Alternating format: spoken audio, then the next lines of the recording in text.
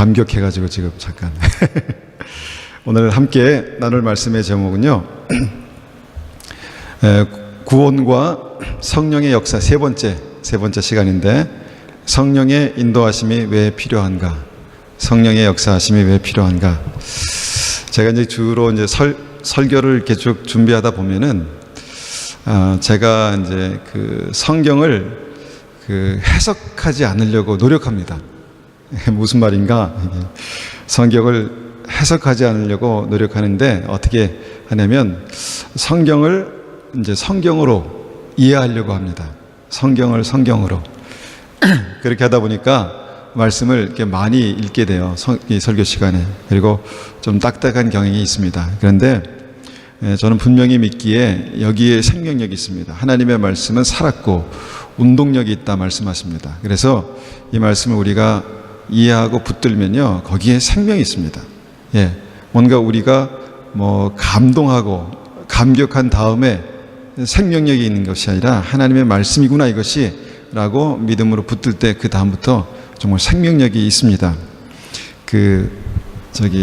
성경에 나온 설교들 한번 읽어보십시오. 예수님의 설교, 그 다음에 스테반 집사님의 설교, 바울의 설교, 막 감동이 되십니까? 이게 진리구나 라는 그런 믿음이 있지만, 그렇게 우리가 생각하는 그런 감동은 있지 않습니다. 그렇지만 거기에 생명이 있습니다. 거기에 생명력이 있습니다. 자, 서론이 길었지만 오늘 함께 나눌 말씀의 제목은 성령의 인도하심이 왜 필요한가? 성령의 인도하심이 왜 필요한가? 구원과 성령의 역사 세 번째 시간입니다. 고린도후서 1장 21절 말씀을 한번 찾아서 읽어보겠습니다. 고린도후서, 이 앞에는 없습니다. 고린도후서 1장 21절 말씀.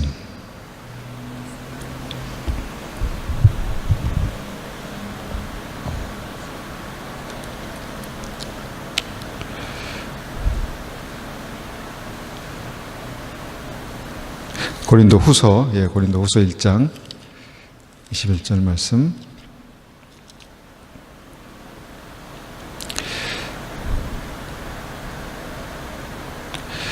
여러분과 우리를 그리스도 안에서 굳게 세우시는 분은 하나님이십니다.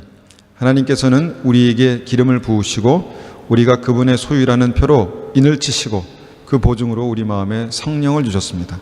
개정 개역 성경으로 한 번 더 읽겠습니다. 우리를 너희와 함께 그리스도 안에서 굳건하게 하시고 우리에게 기름을 부으신 이는 하나님이시니 그가 또한 우리에게 인치시고 보증으로 우리 마음에 성령을 주셨느니라. 아멘. 자, 우리 안에 성령을 주셨다라고 말씀하십니다. 그러니까 예수님을 구주로 영접한 모든 이들의 심령 가운데는 하나님의 영이신 성령님이 계십니다. 그런데 그분은 우리에게 그냥 계시는 것으로 끝나는 것이 아니라 우리에게 구원의 보증이 되신다, 그렇게 말씀하십니다.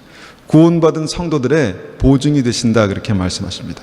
그리고 그냥 계시는 게 아니라 그리스도 안에서 우리를 굳건하게 하시고 우리에게 기름 부으신다, 그렇게 말씀하십니다. 그러니까 무언가 하시는 일이 있다라는 것입니다.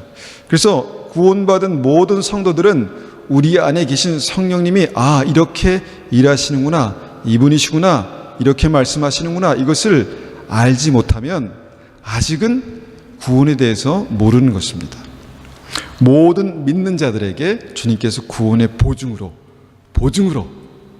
성령님을 주셨다라고 이 성경에서 말씀하시기 때문에 이 성령님이 우리 안에 계신 것을 이해하고 경험하고 확인하는 것은 매우 중요합니다. 고린도서 6장 19절에서는 우리 몸은 성령의 전이다 말씀하셨습니다. 성령께서 우리 안에 거하시는 것이 믿음입니다.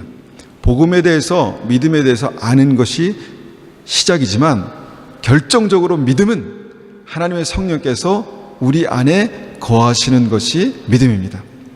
그리고 누가복음 11장 13절에서 주님께서 우리 부모가 자식에게 좋은 것을 주는데 하물며 하늘에 계신 아버지께서 우리에게 가장 좋은 것을, 성령을 주시지 않겠느냐 말씀하셨습니다. 그러니까 하나님께서 주실 수 있는 가장 최고의 선물은 구원의 보증이신 성령님입니다.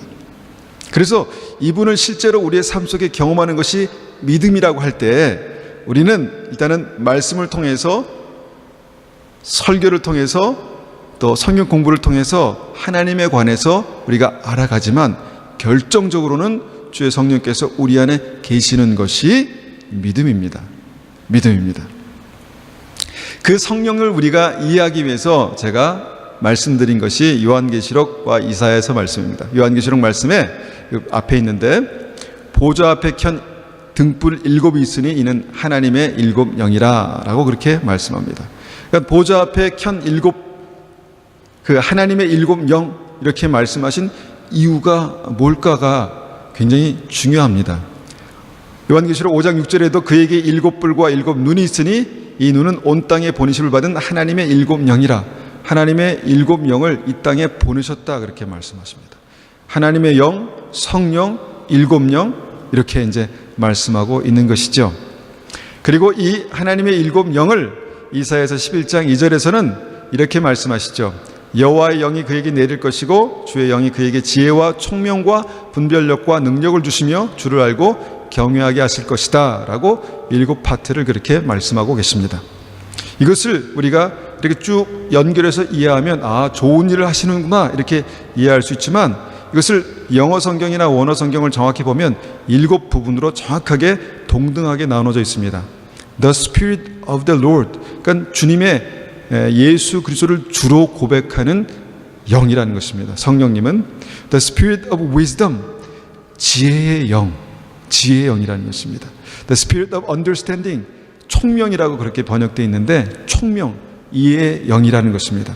The Spirit of Counsel, 인도하시는 영, Counseling, Counselor 이렇게 말하잖아요. 인도하시는 영. The Spirit of Might, Power, 능력의 영. The Spirit of Knowledge, 지혜의 영. The Spirit of Fear of the Lord, 주님을 경외하게 하는 영. 이것이 정확하게 하나님의 성령께서 우리 안에 역사하시는 증거들입니다.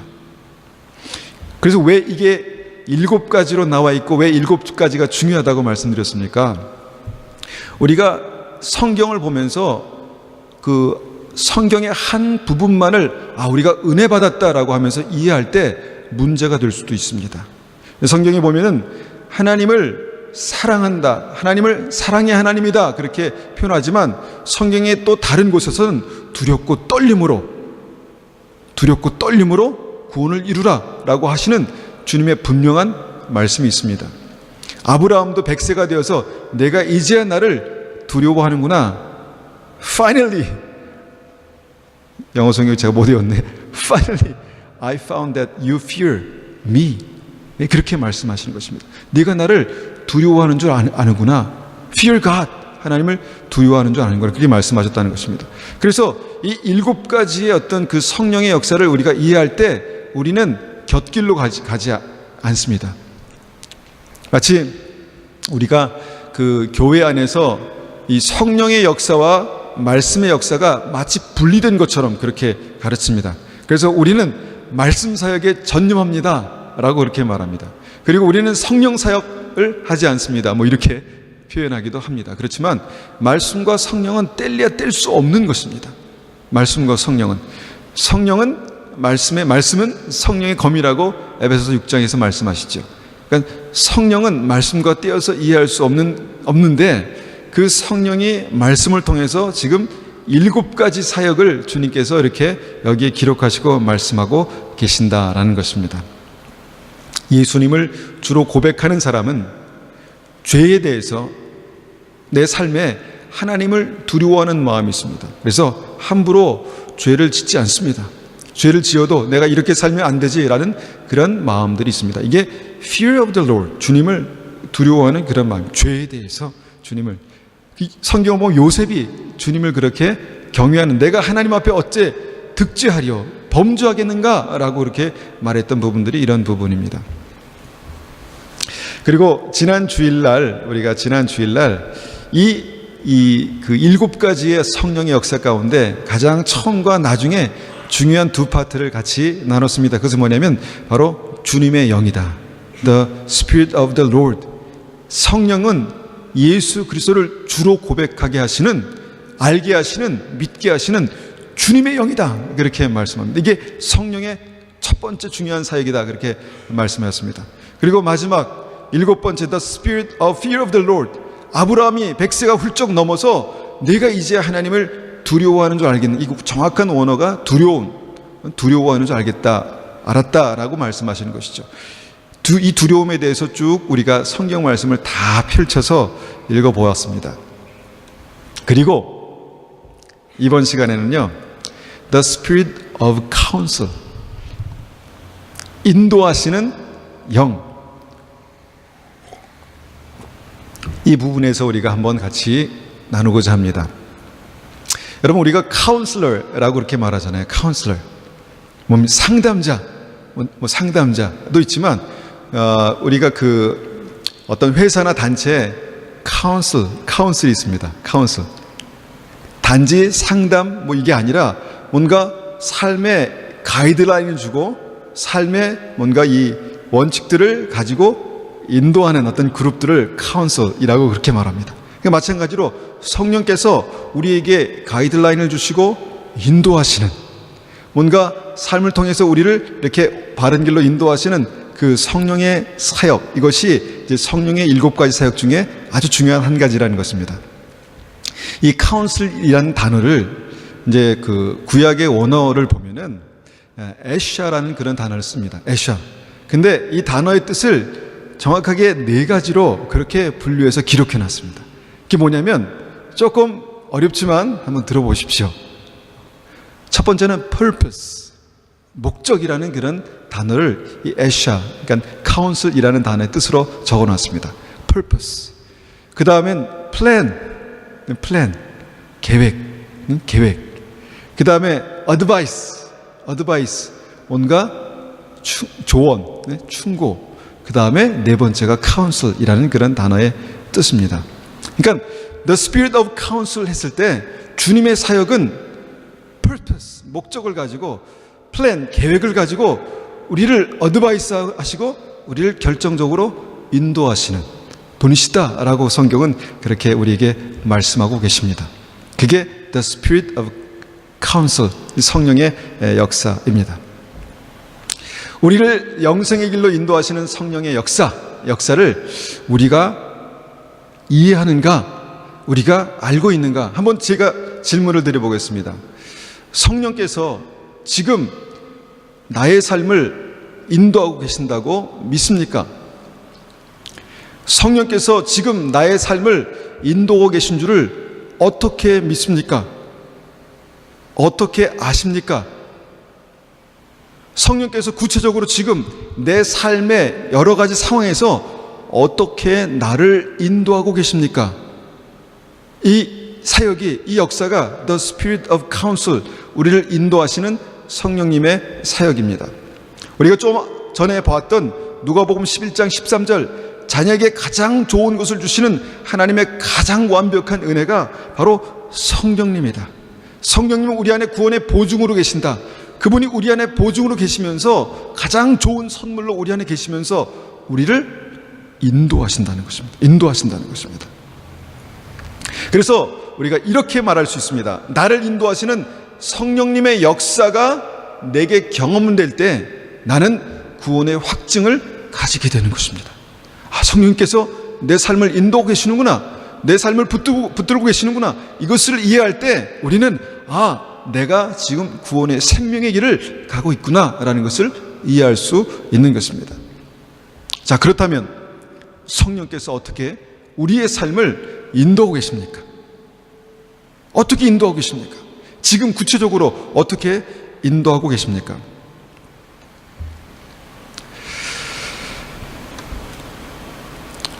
우리가 이 인도하심, 카운슬이라는 단어를 4파트로 나눠서 이해했던 것처럼 주님께서 우리를 인도하신다라고 우리가 믿으시면 우리를 인도하시는 목적이 있습니다. purpose, 목적이 있습니다. 어떨 때는 나의 삶의 목적과 우리를 인도하시는 성령님의 목적이 일치할 때가 있습니다. 일치할 때가. 그런데 어떨 때는 나의 삶을 인도하시는 성령님의 그 목적과 나의 삶의 지금 당장 내 목적과 일치하지 않을 때가 있겠죠. 그런데 분명한 것은 우리를 생명의 길로 인도하시는 성령님은 분명한 목적을 내 삶에, 여러분의 삶에 가지고 계신다는 것입니다. 그것이 무엇입니까? 무엇입니까? 자, 구원받으신 여러분, 생명의 길로 가고 계신 여러분, 우리의 삶의 주의 목적이, purpose가 무엇입니까? 그러면 그 목적을 성취하기 위해서는 주님께서 우리에게 플랜 1, 2, 3, 스텝 1, 스텝 2, 스텝 3 이렇게 한 단계, 두 단계, 세 단계, 단계가 있습니다. 여러분은 지금 어떤 단계로, 어떤 플랜으로 주님께서 인도하신다고 믿으십니까? 이것이 있다는 것입니다. 하나님의 성령께서 인도하시는 모든 사람들의 삶에는 목적과 플랜, 하나님의 계획이 있다는 것입니다. 그 플랜을 내가 알 수도 있고 모를 수도 있습니다. 그렇지만 분명한 것은 하나님의 목적과 플랜이 있습니다. 그 목적과 플랜이 있기 때문에 하나님은 우리에게 어드바이스 하십니다. 말씀으로, 기도 가운데 깨닫게 하십니다. 그거 아니야. 그건 내가 기뻐하는 일이 아니야. 그건 생명의 일이 아니야. 이렇게 하는 것이 옳은 것이야 라는 깨달음을 주십니다. 어드바이스. 그 다음에 카운슬, 우리의 카운슬, 인도자가 되신다는 것이죠. 자, 그러면 이런 관점에서 우리가 성령님의 역사를 이해할 때 우리가 말씀을 한 군데 보겠습니다. 말씀을 한 군데 보면서 그러면 성령님의 인도하시는 그 성령님의 역사가 무엇인가를 더 우리가 깊이 한번 생각해 보길 원합니다. 갈라디아서 5장 16절입니다. 앞에 말씀을 제가 띄워드리겠습니다. 5장 16절, 제가 쉬운 성경으로 이것을 적어 드렸습니다. 한번 제가 읽어보겠습니다. 그러므로 내가 말합니다. 성령을 따라 사십시오. 그러면 육체의 욕망을 따라 살지 않게 될 것입니다. 육체의 욕망은 성령을 거스르고 성령이 바라시는 것은 육체의 욕망을 거스릅니다. 이 둘은 서로 반대가 되는 것이므로 여러분의 욕망대로 살 수 없게 합니다. 성령께서 이끄시는 대로 살면 여러분은 율법 아래 있지 않게 됩니다. 육체가 하는 일은 분명합니다. 곧 음행과 더러움과 음란과 우상 섬기기와 마술과 미움과 다툼과 질투와 화내기와 이기심과 편가르기와 분열과 시기와 술 취하기와 흥청거리는 잔치와 같은 것들입니다. 전에도 경고했지만 이제 다시 경고합니다. 이런 일을 하는 사람은 하나님 나라에 들어가지 못합니다 라고 말씀하십니다. 자, 여기서 우리가 이 말씀의 이 구절들의 핵심을 붙들어야 합니다. 가장 중요한 포인트가 뭔가 그것을 붙들어야 합니다. 왜냐하면 여기서 주님께서 결론적으로 뭐냐면 하나님 나라에 들어가는가, 하나님 나라에 들어가지 못하는가, 이 믿음이 하나님 나라에 들어가게 하는 믿음인가, 이 믿음이 하나님 나라에 들어가지 못하게 하는 믿음인가를 분별하시는, 설명하시는 말씀이기 때문에 그렇습니다. 다시 경고합니다. 이런 일을 하는 사람은 하나님 나라에 들어가지 못합니다. 그렇게 말씀하고 있기 때문입니다. 그렇다면 처음에 그러면 어떻게 하나님 나라에 들어갈 수 있는가? 그것을 어떻게 우리가 이해합니까? 물론 중간에 구체적인 내용들이, 그 증상들이 있지만 가장 중요한 핵심은 뭐냐면 성령을 따라 사십시오 라고 그렇게 말합니다. 그러니까 성령을 따라 사는 것, 성령의 인도하심을 따라 사는 것, 성령께서 이끄시는 대로 따라가는 것, 이것이 성령을 따라 사는 것입니다. 그러면 성령을 따라 사는 것이 너무 애매하고 너무 우리에게 그냥 막연합니다 라고 하는 사람들에게 주님께서 성령을 따라 살지 않는 것이 무엇인가에 대해서 말씀하고 계십니다.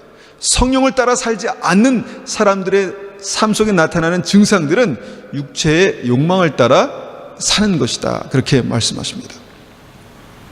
육체의 욕망을 따라 사는 것이 성령을 따라 사는 것이 아니다, 그렇게 말씀하고 계십니다. 동쪽과 서쪽이 반대잖아요. 동쪽과 서쪽이 반대입니다. 그래서 우리가 동쪽으로 가면서 서쪽으로 갈 수 없죠. 북쪽과 남쪽은 정반대입니다. 북쪽으로 가면서 남쪽으로 갈 수 있습니까? 이렇게요? 이렇게? 안 되죠. 그거 안 되는 것입니다. 이게 뭐 안 되는 것이죠. 그죠? 안 되는 것입니다. 마찬가지로 성령을 따라 사는 것과 육체의 욕망을 따라 사는 것은 동과 서가 다른 것처럼 분명하게 확연하게 다른 것입니다. 다른 것입니다. 자, 우리가 믿기로는 성령님은 우리를 생명의 길로 하나님의 나라로 인도하신다는 것을 우리는 믿습니다. 구원의 보증으로 우리 안에 계신 성령님은 우리를 인도하신다고 믿습니다. 우리가 이 말씀을 우리가 가지고 우리가 한번 생각해 보면, 성령을 따라 그러면 사는 것이 무엇인가? 도대체 성령을 따라 사는 것이 무엇인가? 그렇지 않으면 육체의 욕망을 따라 살게 되는데, 성령을 따라 살지 않으면 육체의 욕망을 따라 살게 되는데, 그러면 하나님 나라에 들어가지 못하게 되는데, 그러면 성령을 따라 사는 것이 무엇인가? 이게 중요한 질문입니다.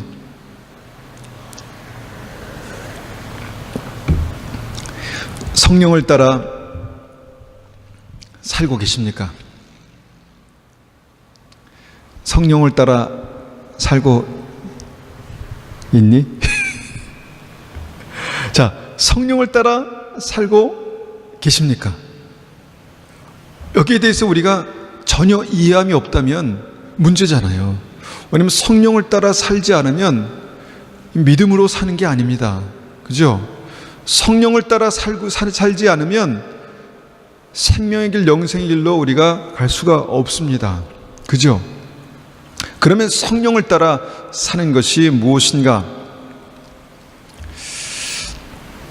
여기 보니까 미워하고 다투고 질투하고 화내는 사람은 하나님 나라에 들어갈 수 없습니다 라고 그렇게 말합니다. 중간만 딱 떼어서 보는 게 위험합니다. 이래서 그러면 우리는 미워하십니까? 안 미워하십니까? 네. 안 미워하시는 분, 이게 미움이 미워할래야 할 수 없는 분들이 계십니다. 너무 마음이 좋으셔서 미워할래야 할 수 없는 분들이 계시긴 하지만, 근데 저도 이렇게 가끔 보면 사람이 미워질 때가 있어요. 사람이 미워질 때가 있습니다. 왜 저렇게 하지? 라고 생각하면서 정말 가까운 사람도 미워질 때가 있거든요. 우리 안에 다툼이 있습니까? 없습니까?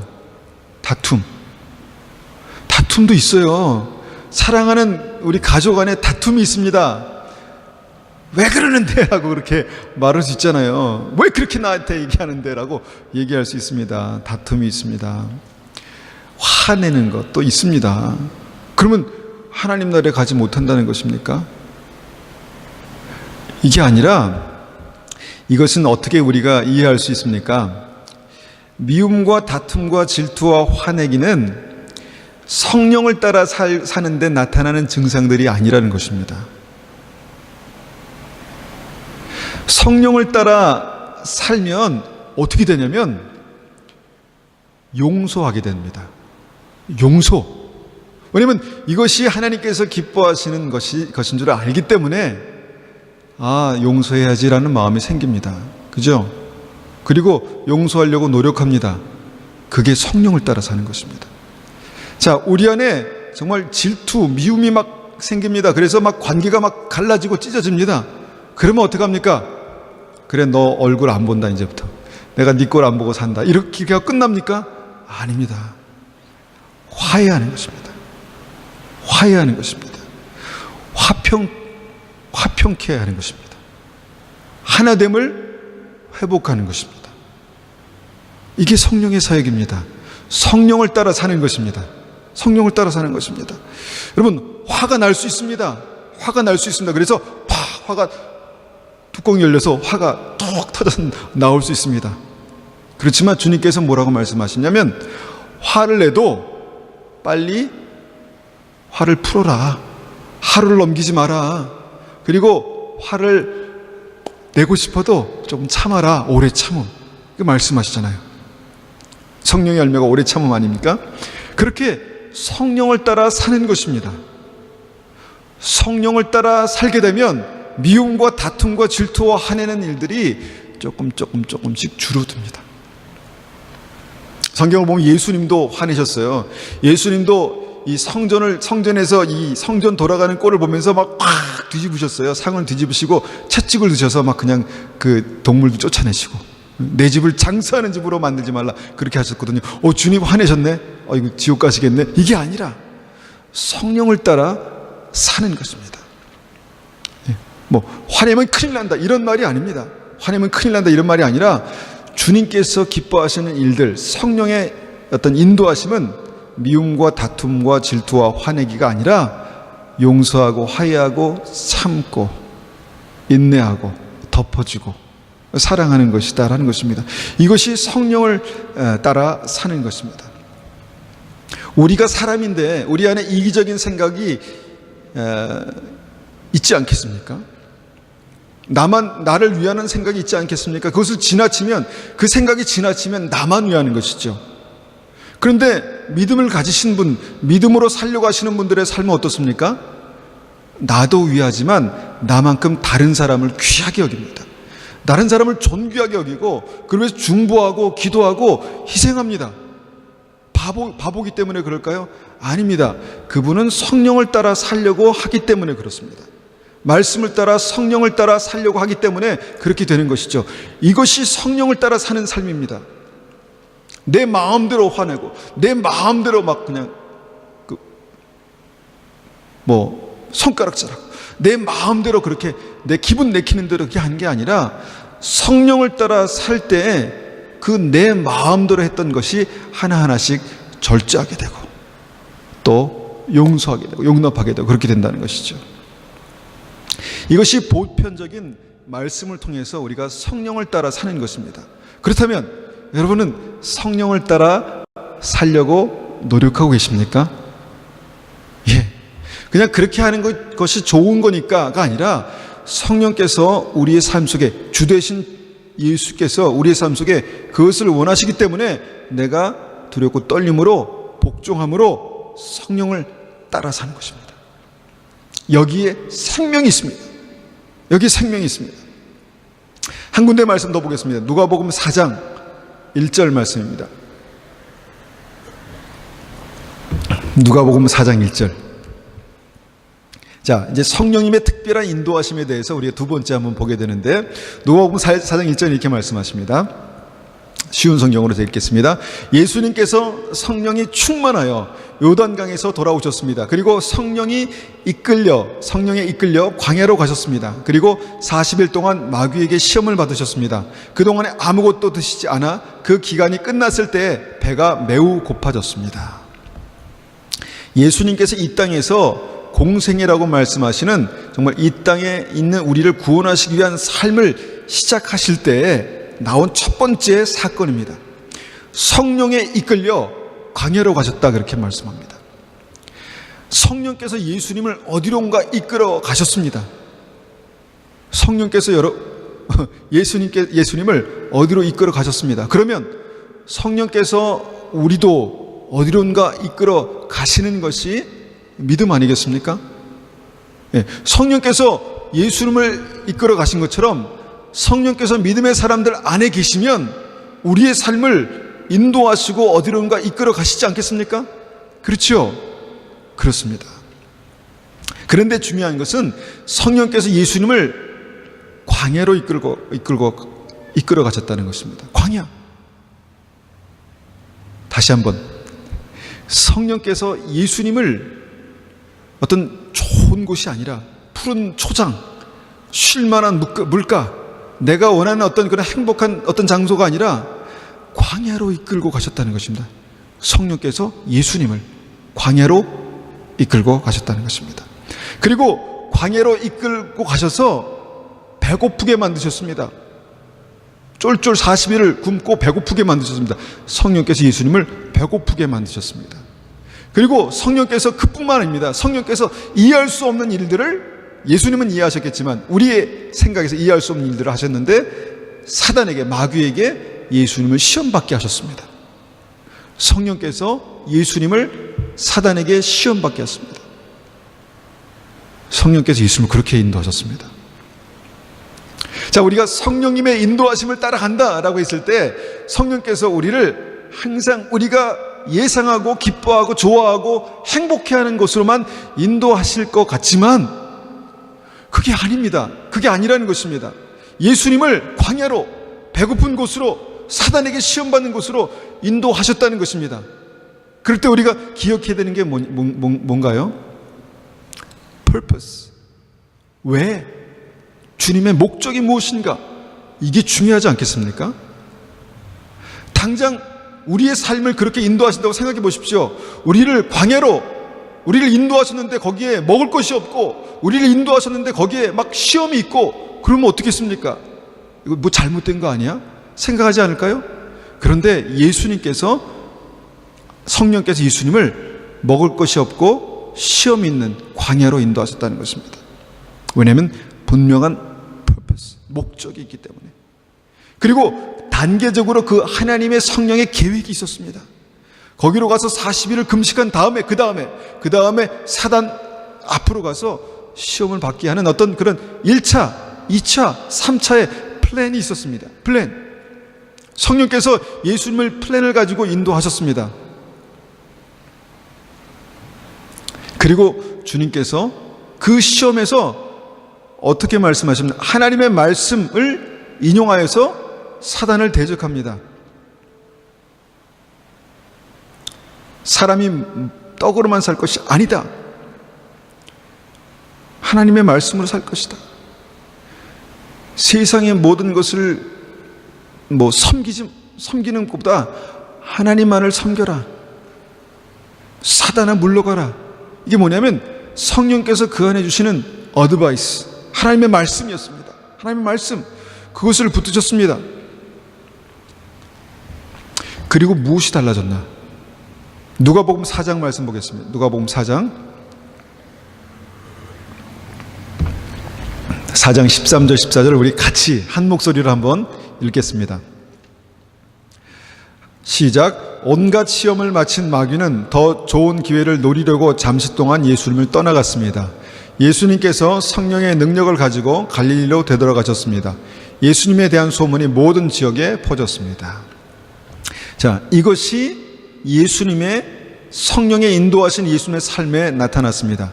자, 온갖 시험을 마친 마귀는 거기서 끝 하고 이제 간 게 아니라 더 좋은 기회를 노리려고 잠시 동안 예수님을 떠나갔다는 것입니다. 그러니까 마귀는 할 일이 끝났습니다. 거기서. 그럼 우리는 이 사단아 물러가라, 이 사단아 물러가라 하고 떠나가면 끝나는 줄 아는데 그렇지 않습니다. 잠시 동안 떠나갔다. 그러면 사단을 물리치는 것이 그냥 끝이 아니라, 그러면 그 목적이 무엇인가? 성령이 인도하신 목적이 뭐 14절에 보니까 예수님께서 성령의 능력을 가지고 갈릴리로 되돌아가셨답니다. 예수님께서 성령의 능력을 가지고 갈릴리로 되돌아가셨다. 아, 성령께서 예수님께 능력을 주셨구나, 입히셨구나, 아니면 가지게 하셨구나 라는 것을 알게 됩니다. 아, 이것이 성령의 목적이구나, 성령의 역사의 목적이구나. 성령께서 예수님을 그렇게 인도하시는 가운데 성령의 능력을 가지게 하셨구나. 그 다음에 예수님에 대한 소문이 모든 지역에 퍼졌습니다. 왜냐하면 예수님의 복음이 그렇게 전파됐다는 것이죠. 이런 일들이 하나님의 성령의 계획 가운데 나타났다는 것입니다.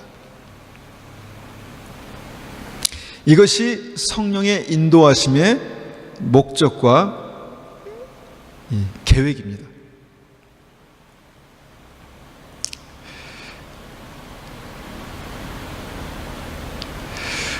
우리가 성령의 역사, 성령의 인도하심이 다시 우리가 한번 말씀드리면 구원의 확증이라고 말씀드렸잖아요.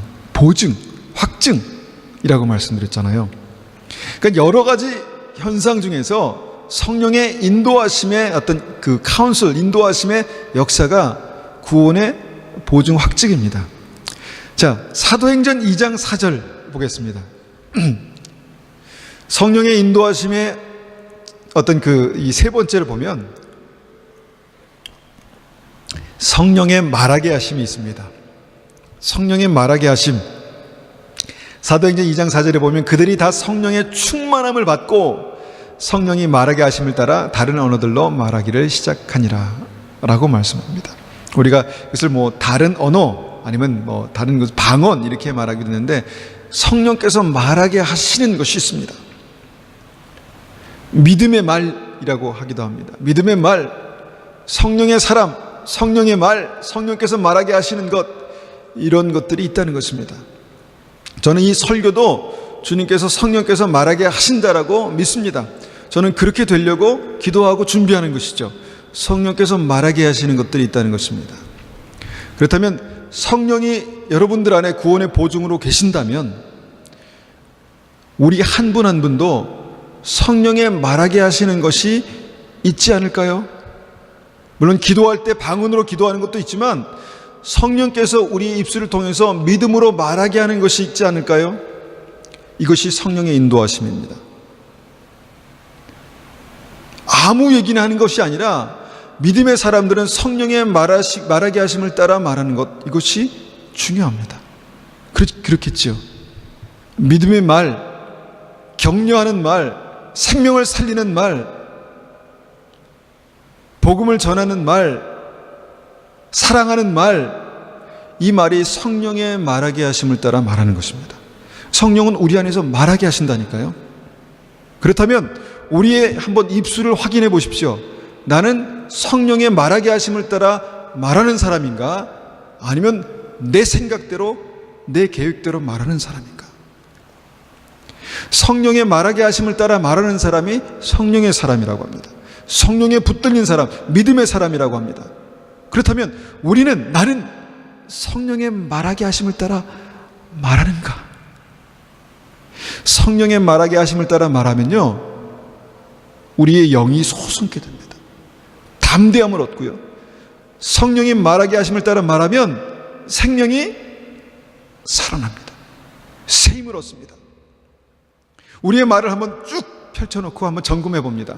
내가 말할 때마다, 내가 입술을 열어 말할 때마다 생명이 살아나고 새 힘을 얻고 화평케 하고 성령의 열매가 나타나고 그런가? 아니면 내가 말할 때마다 사람들이 디스커리지 되고 사람들이 상처를 받고 사람들이 묶이고 그 말에 묶이고 이렇게 되는가? 성령의 말하게 하심이 있습니다. 이것이 성령을 따라 사는, 성령의 인도하심 따라 사는 것입니다. 그 다음에 한 말씀을 더 보겠습니다. 사도행전 13장 2절입니다. 사도행전 13장 2절.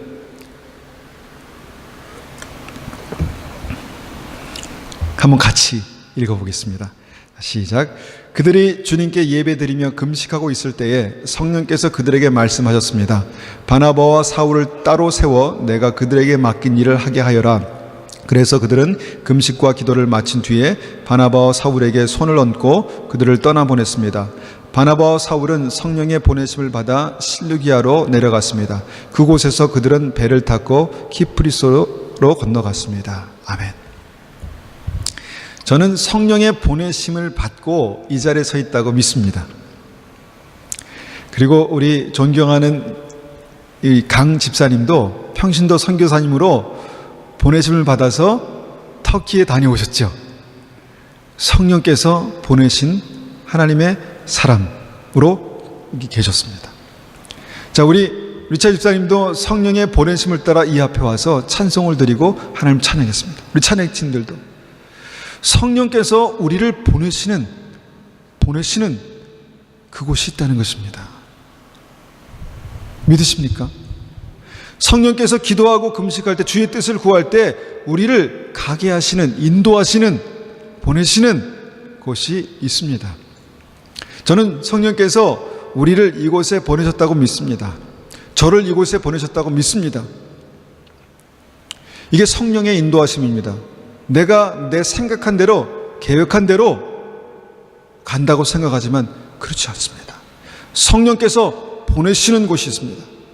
깨닫고 이해하고, 아, 성령께서 지금 나를 이렇게 인도하시고 보내시는구나 라고 깨닫게 하시는 그 보내시는 곳이 있다니까요. 믿으십니까? 네, 성령은 우리를 그렇게 보내시고 인도하시는 분이십니다. 그 외에도 우리를 그 인도하시는 성령의 역사는 이 성경의 곳곳에 그렇게 구체적으로 기록되어 있습니다. 한 군데 말씀을 더 보면요, 로마서 8장 26절입니다. 로마서 8장 26절. 제가 읽겠습니다. 이처럼 성령께서는 우리의 약함을 도와주십니다. 우리는 무엇을 기도해야 하는지 모르지만 성령께서는 말로 다 표현할 수 없는 간절함으로 우리를 위해 중보 기도를 하십니다. 저는 금요일마다 기도할 때 분명히 제가 경험합니다. 제가 기도할 때 성령께서 함께 기도하신다는 것을 제가 경험합니다. 왜냐하면 기도할 때요, 제 마음이 뜨거워지고 제 안에 정말 그 한 분은 한 분을 향한 그런 열정이 생기고 믿음이 생기고 사랑이 부어지고, 그래서 성령께서 함께 기도하시는구나 라는 것을 생각하게 됩니다. 제가 말씀을 전할 때도 성령께서 말하게 하시는 것을 전할 때는요, 제 안에 막 그냥 힘이 납니다. 그러니까 성령의 도우심이 있다는 것이죠. 믿는 사람들, 연약한 하나님의 백성들을 도우시는 성령님의 역사가 있다는 것이죠. 카운슬, 돕는 하나님의 영, 성령님 계시다는 것입니다. 로마서 8장 27절 한 절만 더 보겠습니다. 사람의 마음을 꿰뚫어 보시는 하나님께서는 성령의 생각이 무엇인지를 아십니다. 그것은 성령께서 하나님의 뜻을 따라 성도들을 위해 중보를 하시기 때문입니다. 자, 성령님의 생각과 의지가 있습니다.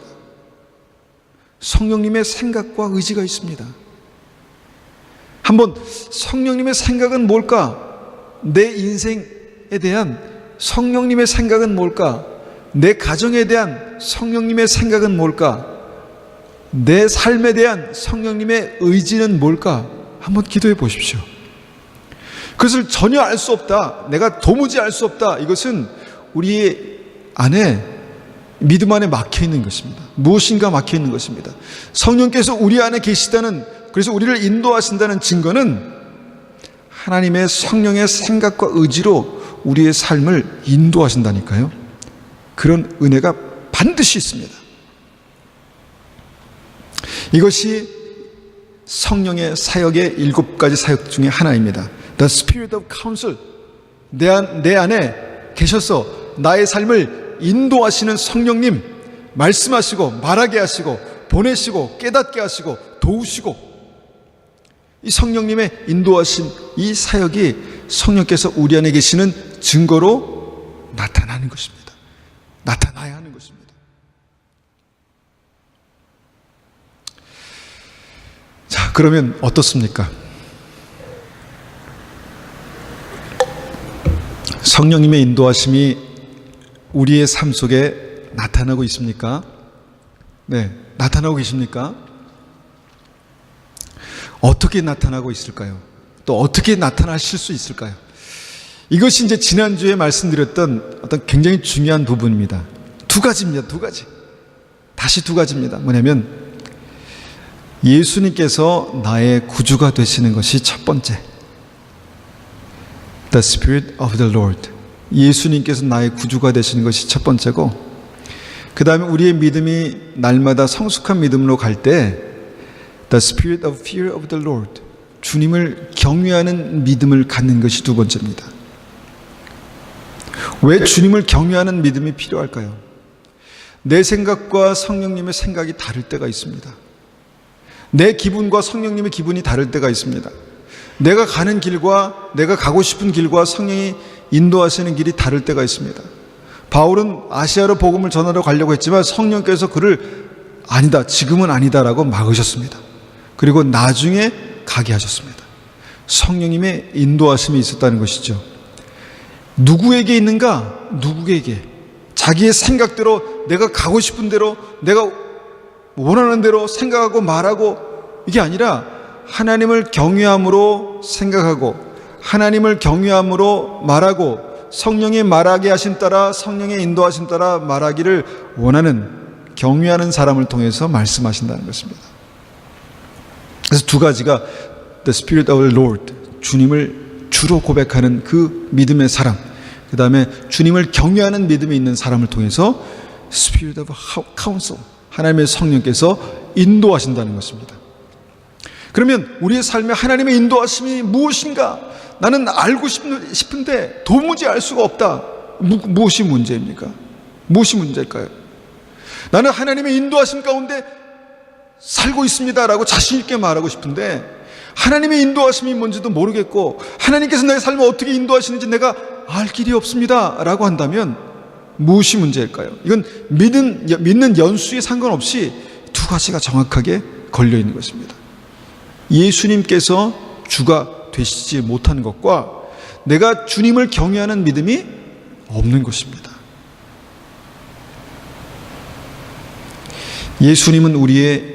성령님은 우리의 카운슬러, 인도자가 되십니다. 분명한 목적과 계획을 가지고 우리를 어드바이스 하시고 우리를 카운슬 하십니다.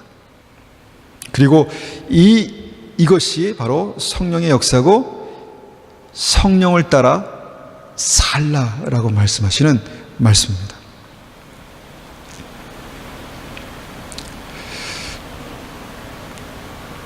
우리가 이 성령의 역사를 이해할 때 우리는 성령을 따라 살 때 구원의 어떤 실제를 보게 되는 것처럼 이 성령의 역사를 우리가 이해할 때 우리는 잘못된 길로 가지 않습니다. 잘못된 길로 가지 않습니다. 믿음이 있다고 하는데 성령을 따라 살지 않습니다. 믿음이 있는 것입니까? 믿음이 있다고 하는데 성령을 따라 살지 않습니다. 성령을 따라 산다고 하는데 성령을 따라 사는 사람이 아닌 사람의 삶 속에 나타나는 증거들이 날마다 막 차고 넘칩니다. 그러면 성령을 따라 사는 것이 아닙니다. 믿음이 있는 것이 아닙니다. 회개하고 다시 믿음으로 돌아와야 합니다.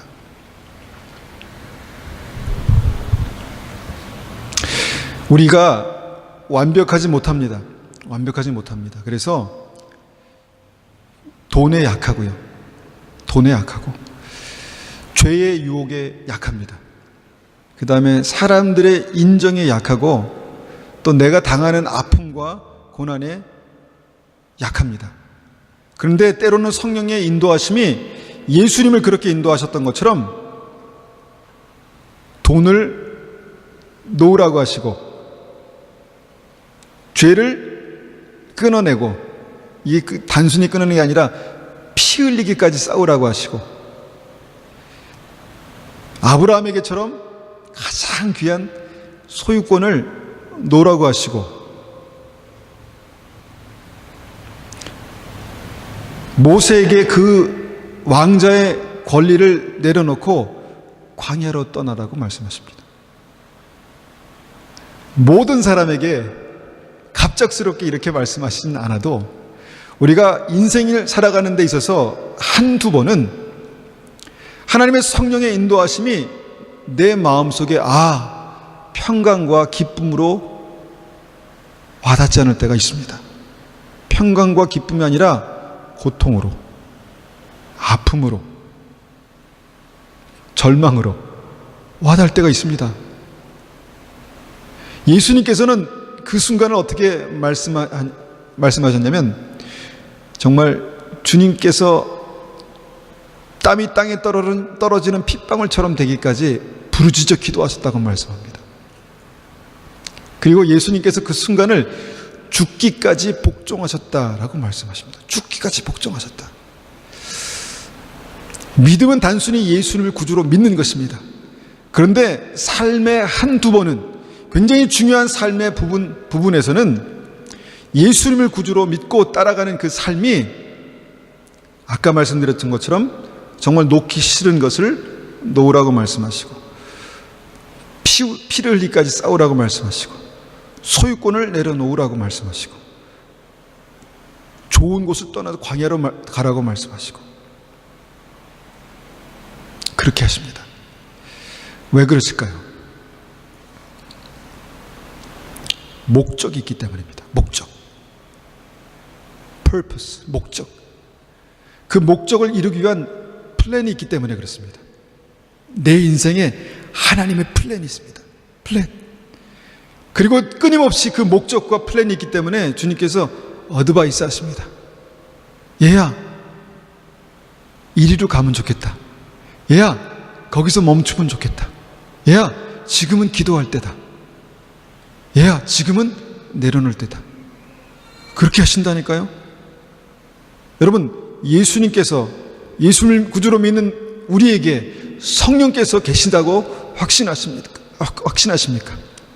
그분이 그렇게 우리를 인도하시고 계시다고 믿습니까? 그러면 반드시 주님께서는 그렇게 인도하십니다. 갈라디아서 5장 16절, 그러므로 내가 말합니다. 성령을 따라 사십시오. 성령을 따라 사십시오. 여러분, 오늘 우리가 이 말씀을 통해서 붙들 수 있는 믿음은 성령을 따라 사는 것입니다. 성령을 따라 사는 것입니다.